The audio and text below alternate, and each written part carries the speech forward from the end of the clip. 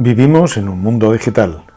Hemos cambiado papeles y libros por archivos y documentos electrónicos. Tenemos ordenadores, teléfonos inteligentes, tablets. Tenemos conectividad permanente. Hemos aumentado de manera increíble las posibilidades de crear y compartir información.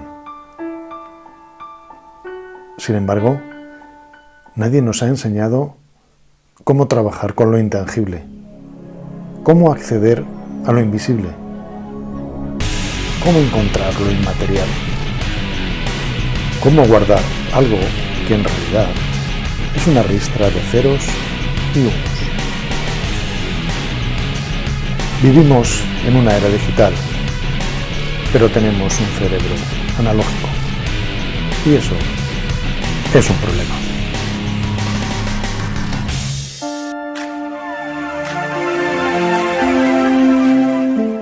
Hola, bienvenidos, bienvenidas a un episodio más de Felectividad, el canal de YouTube en el que intentamos compartir con vosotros hábitos de éxito que os pueden ayudar a mejorar vuestra vida. Siguiendo con el vídeo donde hablábamos de cómo organizar el archivo físico, hoy nos vamos a centrar en cómo podemos organizar todo nuestro mundo digital, que es muy amplio, de una manera eficiente, para así tener toda la información disponible en cualquier momento desde nuestro puesto de trabajo o desde nuestros múltiples lugares de trabajo o desde nuestra casa, o simplemente acceder a la información que necesitemos cuando estamos de viaje. Es muy fácil llenar el ordenador de fotos, archivos, documentos de todo tipo. Y es muy habitual también pasar demasiado tiempo buscándolos e incluso llegar a perderlos. Además, hoy en día estamos bombardeados literalmente de todo tipo de información. Nos llega información por múltiples canales, desde internet, páginas web, redes sociales, mensajes de texto,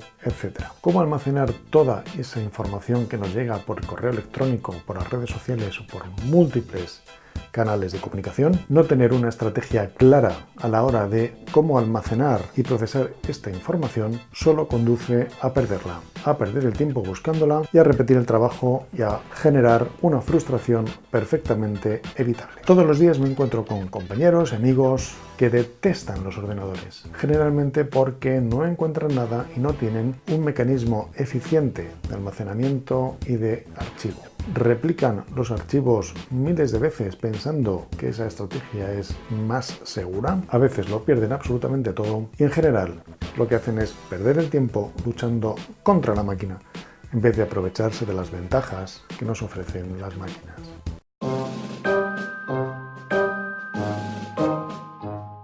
Más que ordenar los archivos o la información digital usando una manera o un modo analógico, tipo archivador AZ, es decir, el método clásico, que como vimos en el vídeo anterior puede tener sentido cuando archivamos papel. Aquí tenemos que aprovechar las ventajas de los localizadores y buscadores electrónicos, para así tener una organización mucho más funcional y mucho más eficiente. Tanto los sistemas de Windows como los de Mac, incluso las tablets, tienen ya buscadores indexados muy potentes. De manera opcional, incluso existen determinadas aplicaciones que nos pueden ayudar a encontrar casi cualquier cosa dentro de nuestro disco duro. Sin embargo, vamos a intentar dar unas pautas para que no tengáis ni siquiera que usar este tipo de aplicaciones, aunque es cierto que algunas de ellas son muy interesantes. La clave está siempre en encontrar la información que necesitamos y para eso no tenemos que buscarla, es el sistema el que nos la tiene que traer a nosotros. Debemos pasar en definitiva de una mentalidad analógica a una mentalidad digital. Debemos entender cómo procesa la máquina los archivos y aprovecharnos de ello. Hay múltiples configuraciones posibles a la hora de configurar las carpetas y los archivos de nuestro sistema. Te ofrecemos un modelo básico con el que puedes empezar a trabajar. De entrada te puede permitir salir del caos, si es que estás en él, y a medida que te vayas familiarizando con este tipo de sistemas y con este tipo de pensamiento, podrás hacer las modificaciones que consideres oportunas para trabajar de una manera más acorde a tu estilo o a tu tipo de trabajo.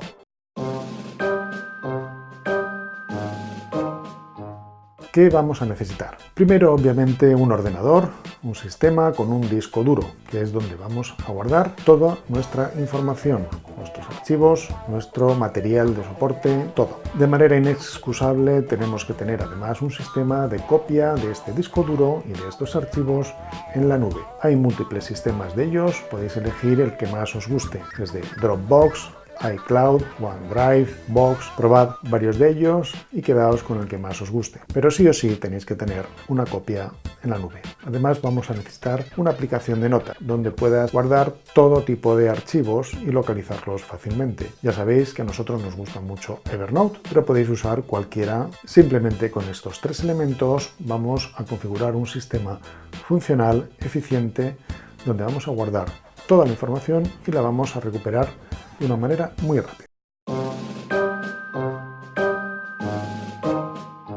¿Qué cosas no hay que hacer o hay que dejar de hacer? Lo primero es dejar de usar aplicaciones como almacén cuando no están diseñadas para ello. Me refiero a las aplicaciones de correos electrónicos y similares. Cualquier información que aparezca en un correo electrónico, bien el propio correo electrónico o bien los documentos que se asocian a él, debe sacarse rápidamente del programa de correo electrónico y guardarse en nuestro sistema. Ya veremos cómo lo vamos a hacer después. Lo que tampoco hay que hacer es usar el escritorio como almacén. El escritorio debe estar lo más despejado posible, con el mínimo de carpetas, el mínimo de archivos posible. De hecho, mucha densidad de información en el escritorio ralentiza el sistema.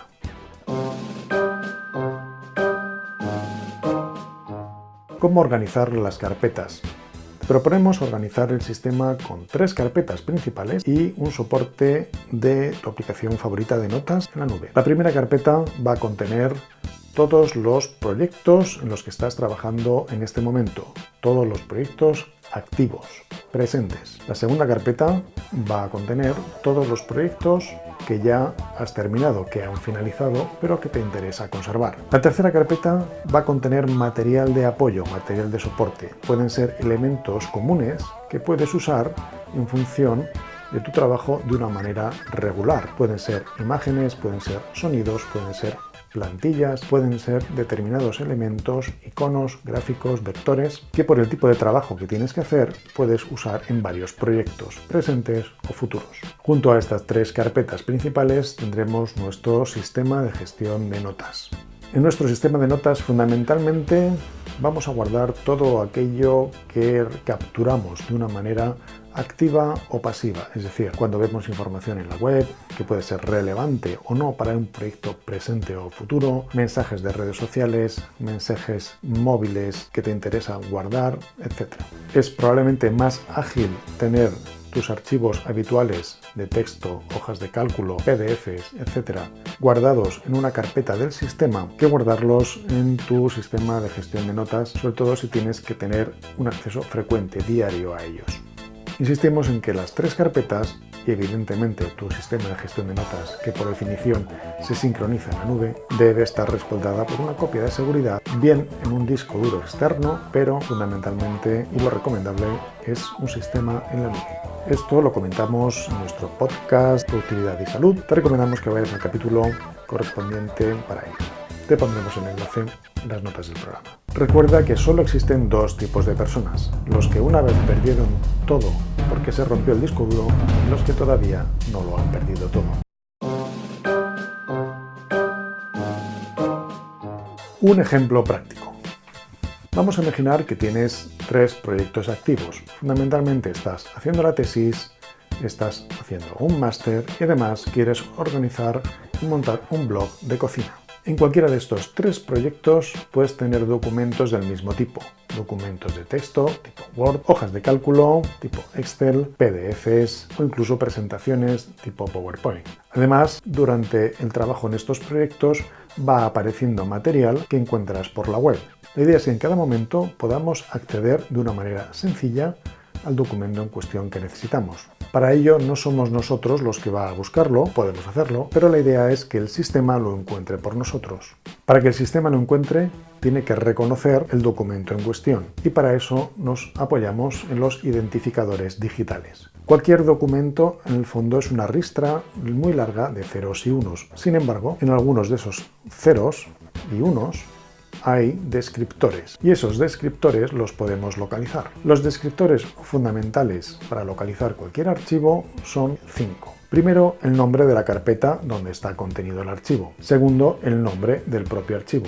Tercero, la extensión, es decir, el tipo de archivo, bien sea un archivo de texto, un archivo tipo hoja de cálculo o un PDF. El cuarto es el contenido. Algunos programas y algunos buscadores pueden rastrear dentro del archivo y detectar texto en un PDF o incluso en una imagen. Y por último, algunas soluciones pueden ofrecer la posibilidad de generar etiquetas o colores que nos pueden ayudar a distinguir unos archivos de otros. Sobre todo, nosotros nos vamos a basar en la estructura funcional de las carpetas, en el nombre de las carpetas y en el nombre de los archivos. Con esos 3 elementos podemos encontrar cualquier documento de una manera muy sencilla. Si estoy trabajando en mi tesis, tiene sentido que todos los archivos relacionados con ese proyecto tesis estén contenidos en una sola carpeta, a la que llamaremos tesis. Para facilitar la búsqueda, podemos añadir un descriptor o un acrónimo al nombre de la carpeta. Por ejemplo, en el caso de tesis, podemos poner tesis TSS. Cada documento dentro de ese proyecto tesis puede tener además en su nombre el acrónimo TSS. En el caso de la carpeta del máster, las reglas son las mismas. Todo lo que esté dentro de esa carpeta, que estará relacionado obviamente con el máster, tendrá la palabra máster o bien un descriptor, que puede ser, por ejemplo, MST. Imagina que tengo 2 documentos de Word. Uno es el borrador de mi tesis y el otro es el borrador de mi trabajo de fin de máster. Si a los dos los llamo borrador, realmente será más engorroso encontrar cuál de los dos quiero. Sin embargo, si yo simplemente tecleo en el buscador TSS o MST, o si los he llamado tesis y máster, todos los archivos que tienen ese nombre. De esta manera, yo puedo seleccionar directamente y solo con 3 letras todos los archivos relacionados con un proyecto determinado. Así es muy sencillo encontrar el documento que necesito en este momento. Si el volumen de archivos es muy elevado dentro de mi proyecto, por ejemplo, dentro de mi proyecto tesis, tiene sentido hacer subcarpetas.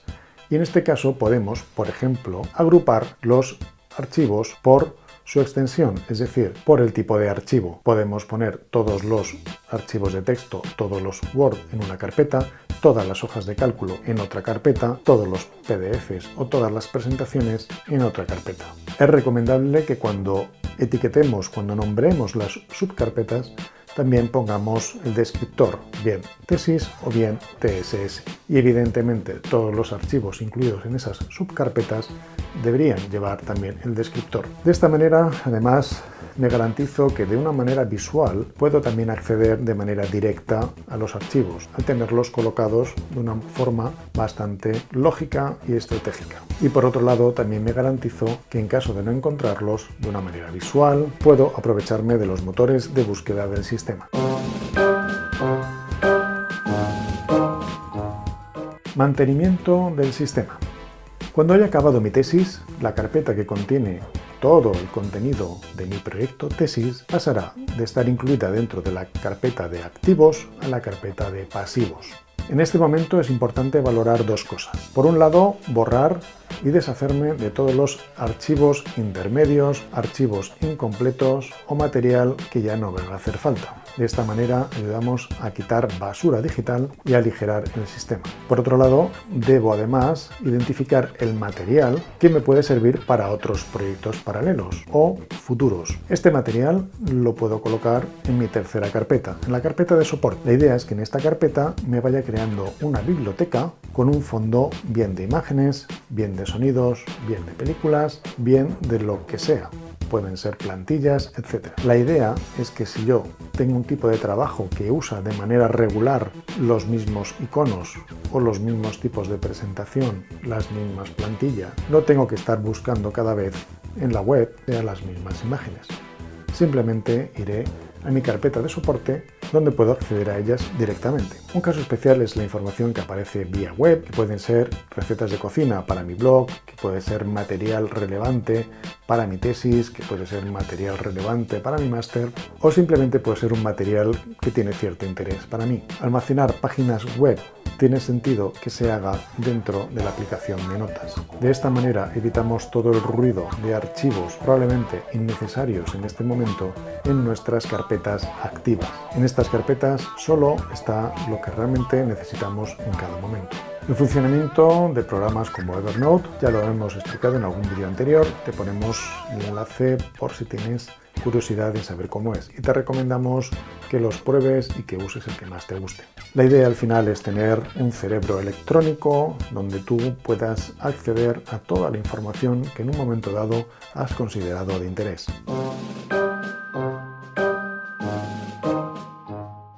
Hay tres tipos de archivos que pueden merecer una consideración especial. El primero son los archivos transitorios. Son programas que descargamos de la web u otro tipo de material que de manera ordinaria recomendamos que vaya directamente a una única carpeta, que se puede llamar perfectamente descargas, es la que viene por defecto en el sistema. Una vez que este archivo se ha descargado y lo hemos utilizado, bien instalando el programa o bien decidiendo que no hacemos nada con ello, es importante quitarlo de ahí y mandarlo a la papelera.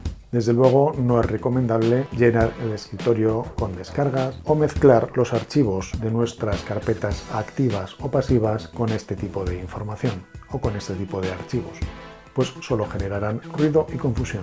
Si el material de descarga es relevante, veremos si lo colocamos o bien en nuestra carpeta de soporte o en una carpeta activa o bien en nuestro sistema de gestión de notas. Otro caso particular y muy particular son las fotos personales. Evidentemente no estoy hablando de fotos o de imágenes que den soporte a proyectos. Ya hemos dicho que esto puede ir perfectamente en la carpeta de material de soporte o si estamos trabajando con ellos en nuestra carpeta activa, dentro del proyecto en cuestión. Es recomendable que las fotos personales las gestionemos con un programa específico a tal fin.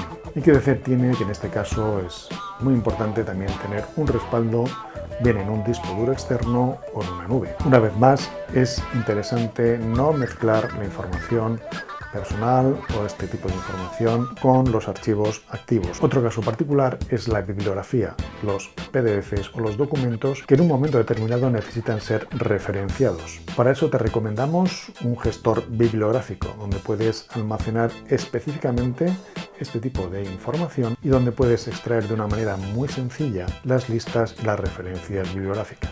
Te recomendamos, si no lo has hecho ya, que escuches los episodios que dedicamos a ello en nuestro podcast Productividad y Salud. En este podcast dedicamos 3 capítulos a hablar de cómo gestionar la bibliografía. Te pondremos también el enlace para que accedas a ello.